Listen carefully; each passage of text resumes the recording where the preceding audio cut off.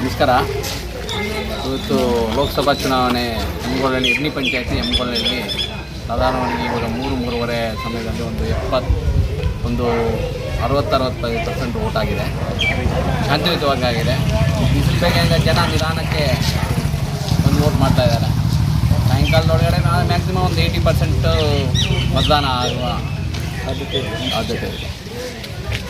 ಹೇಗಿದೆ ಸರ್ ಅಲ್ಲಿ ವಾತಾವರಣ? ಒಳಗಡೆ ವಾತಾವರಣ ಪೀಸ್ಫುಲ್ ಆಗಿದೆ, ಆರಾಮಾಗಿದೆ. ಏನಾದರೂ ಬ್ಯಾಲೆಟ್ದು ಅದು ಏನು ಸಮಸ್ಯೆ ಇಲ್ಲ. ಒಳ್ಳೆ ಆಫೀಸರ್ಸ್ ಬಂದಿದ್ದಾರೆ. ಎಲ್ಲನೂ ಟೆಕ್ನಿಕಲ್ ಏನು ಇಶ್ಯೂ ಇಲ್ಲ, ಏನೂ ಇಲ್ಲ, ಆರಾಮಾಗಿ ನಡೀತಾ ಇದೆ.